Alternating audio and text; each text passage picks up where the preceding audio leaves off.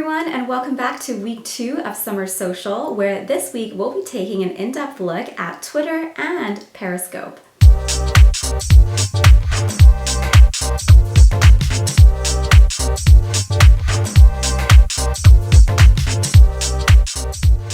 Now, like so many of you, I was one of those who initially completely wrote Twitter off. I had set up an account, I had created one, but I kind of just thought that it was one of those platforms that was used to follow celebrities, and it wasn't really something that I was too interested in doing. And so while I had an account, it was sort of just sitting there idle. Now, I'll definitely be the first to admit, I don't always think that Twitter is the most intuitive or the most easiest platform to go ahead and get started with. But like all things in life, the great things are really worth waiting for. And if you're willing to sort of dive in this week with me and invest just a little bit of time in getting familiar with Twitter and learning about how it can be used and really sort of getting yourself set up, I think you'll find that it is going to be one of the best things you will have ever done for yourselves. Like I mentioned before, I had a Twitter account, but it was sitting there idle, and I had just applied to present at a conference called the EdTech Teacher iPad Summit, and I got an email in the morning saying that my proposal had been accepted, and I was so excited. And a few moments later, I got a Twitter notification which read with a bunch of people's usernames that ended with #FF. And sort of for the first time, I was really kind of clueless about how to respond to that tweet, mostly because I had absolutely no idea what #FF meant.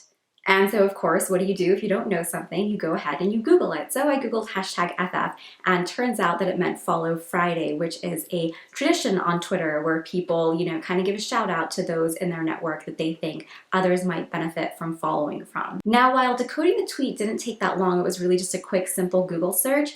It was sort of this really eye-opening experience for me that I was not keeping up with how communication was changing, and in a sort of a dramatic sense was perhaps even becoming a little illiterate.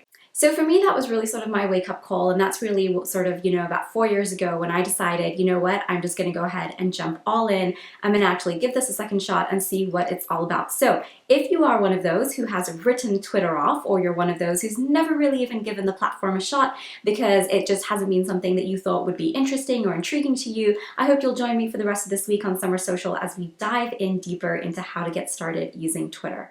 And why is this important? It really sort of also reminded me of one of my most favorite quotes by Alvin Toffler, where he says, "The illiterate of the 21st century are not those who cannot read and write, but those who cannot learn, unlearn, and relearn." I think change around us is happening so rapidly that if we're going to want to keep up, it's really not something that we can do in isolation. We need a network of peers, we need a network of professionals within our professions, and we need an interdisciplinary network as well to see how change is impacting our professions and also how it's impacting other industries as well, as we are living in an increasingly connected world. And not just socially, but really sort of economically and politically as well, where if we are not keeping up to date with these changes, it's going to be really easy to fall very far behind. Like most new tools in general, people can rave about them all they want, but it's not really until you experience it for yourself that you realize the value that it can bring into what it is that you do.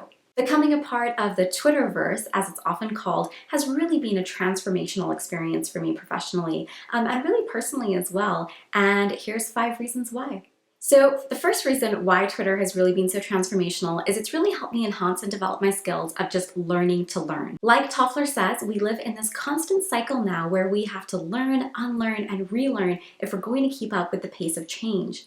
Leaving college with a degree is absolutely no longer enough to keep you at the forefront of your field. I mean, it really never was. But now perhaps more than ever, it's absolutely critical to be able to stay up to date with the changes that are happening in your field, and really other fields as well, like I've mentioned before, because we are so connected.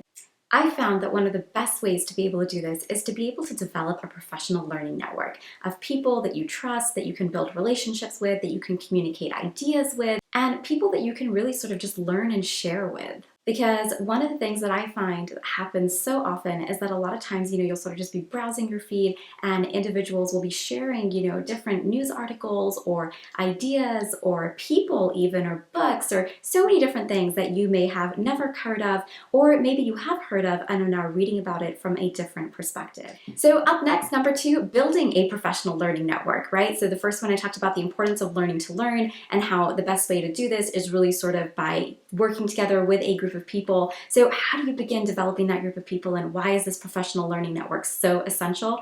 Brings us into number 2. We have to be able to build this network. There is more information accessible to us than we know what to do with. And having a trusted network of individuals whose work that you admire, authors that you enjoy, and people that you sort of enjoy learning with can make finding information and really just discussing this idea and learning so much more exciting and fun.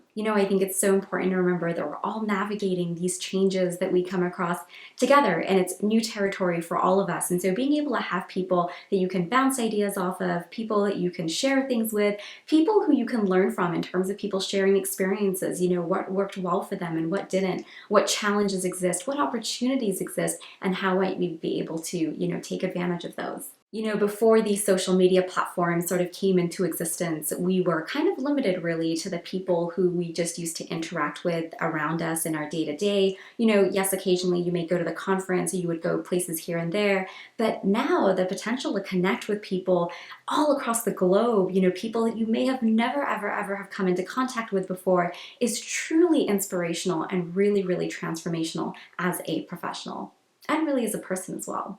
It's really through my Twitter experience that I've come to meet so many amazing people in my field. And what I'm sort of finding more and more is that while I started connecting initially with more and more people in my field, now I'm really sort of expanding into this like interdisciplinary network and really connecting with people in all these other different industries that I never would have otherwise probably have come across. And it's so interesting to really see the overlap that exists when you begin developing this interdisciplinary network, because you realize so much of the work that we're doing has very similar objectives, very similar goals, and being able to learn and share from one another has just been so powerful. So next up, number 3, the importance of being able to show your work. Now, if you follow me, you know how much I believe in the idea of digital portfolios, building an online presence, and really kind of putting your ideas out there and really hand in hand building your professional learning network to be able to find a job that you're interested in, that you're passionate about. And one of the best ways you can do this is by connecting with other people in your field. So once you've built your professional learning network and once you've connected with these people in your field, the next step is to be able to show your work and share your ideas so that people can see what you're all about. Sharing your passion, sharing your work with your professional learning network can oftentimes lead to opportunities that you won't always find on a job website. In the past, our audiences were really limited in terms of who we could share our work with and how we could really kind of just show the world who we are and what it is that we're interested in doing and what it is we're passionate about. But today we have, sort of the world is your stage, and you have the power to connect with so many different people and really kind of share your work with a global audience. One of my favorite books that really sort of touches on this topic in a really, really great way is Austin Kleon's Show Your Work. And what I love about what Austin Kleon says is that he says that, you don't have to always go out and find other people. By just sort of putting your work out there, your audience will naturally come and find you. And so Twitter becomes a really great avenue to be able to do this, because you can sort of think of it as like a micro-blogging platform, in the sense that, you have these like 140 character word limits that you can just kind of put your thoughts out. So sending out one tweet a day is oftentimes just, enough when you're getting started to be able to share what you're passionate about and connect with other people. If you're a student, or really even if you're a professional, imagine having been able to have shared the work that you did over the course of your academic career, a project that you did that you're really proud of, or a piece of writing that was really influential for you, or whatever that piece of content might be that you want to share. Imagine being able to now have a platform where you are able to do so, because you never really know when a project or a blog post or a video or a reflection that you do may catch someone's eye and really sometimes change the direction of your career. Next up, number 4, learn about upcoming events. This has been huge for me on Twitter. You know, there's only, like I said, only so much we can independently learn and independently know about. Having this trusted network of individuals will really open up the opportunities and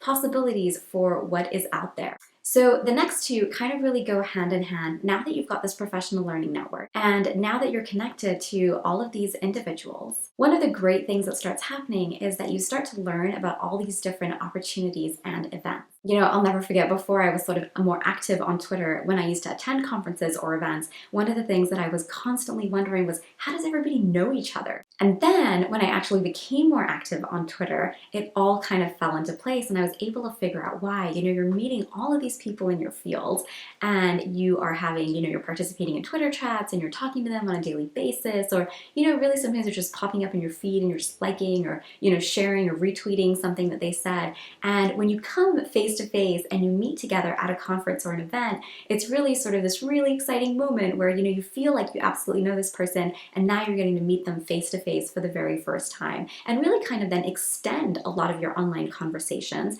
and discussions, you know, and have those face to face. So like I said, 4 and 5 really kind of go hand in hand. Number 4 was all about being able to learn about upcoming events. And number 5 is all about, well, what happens if you can't attend the event? How do you still participate? Almost all events these days have hashtags, and using the hashtag, you can actually be part of the conference virtually. You'll find that as you're following the conference hashtag, people are posting resources, people are posting quotes, people are posting images from presentations, people are sharing ideas, and people are really having discussions about what's going on. And so even if you're not physically at the conference, a lot of times through following the hashtag on Twitter, you're able to stay up to date with the ideas and resources and everything sort of that's going on at the event. So that's sort of just a handful of reasons why I love Twitter. I mean, I could really probably keep going on, and I'm sure in your heads, for those of you who are already familiar with how to use the platform, you're thinking, you know, of all the other ways in which you use Twitter and all the other ways in which it's been able to benefit you. So if you do have ideas and you want to add in anything that I left out, because I know there's tons,